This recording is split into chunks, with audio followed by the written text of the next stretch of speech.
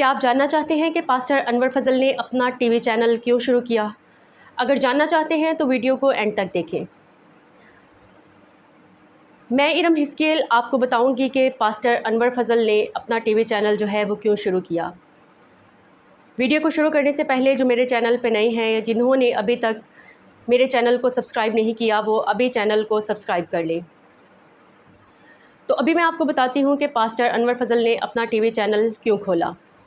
Pastor انور فضل جو ہے وہ ٹی وی چینل کھولنے سے پہلے بھی عبادات کروایا کرتے تھے اور لوگ جو ہیں وہ ان سے شفا یاب ہوتے تھے، لیکن ایک دن خدا نے ان سے بات کی، ان کے ذہن میں ڈالا، ان کو بلاہٹ دی کہ ان کا نام جو ہے وہ پوری دنیا تک پھیلائیں۔ تو پاسٹر انور صاحب نے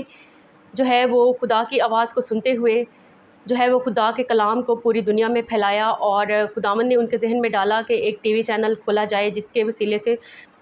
پوری دنیا تک خدا کا کلام، مسیح کا کلام جو ہے وہ پھیلے۔ تو پاسٹر انور صاحب نے خدا کی آواز کو سنتے ہوئے آئزک ٹی وی کے نام سے 2006 میں ٹی وی چینل کو شروع کیا، جو کہ آج بھی پوری دنیا میں، پورے پاکستان میں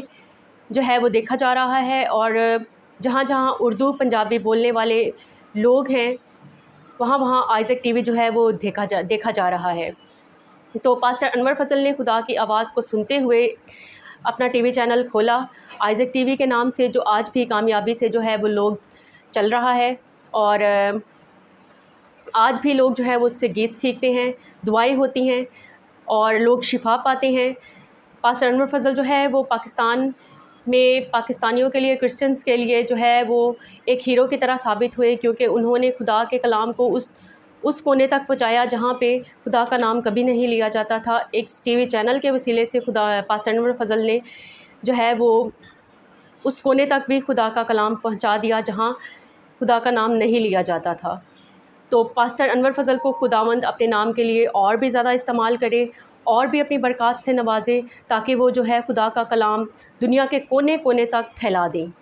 اگر آپ کو میری یہ ویڈیو پسند آئی ہے تو ابھی کامنٹ کریں اور اپنی رائے دیں کہ آپ کو یہ ویڈیو کیسی لگی ہے۔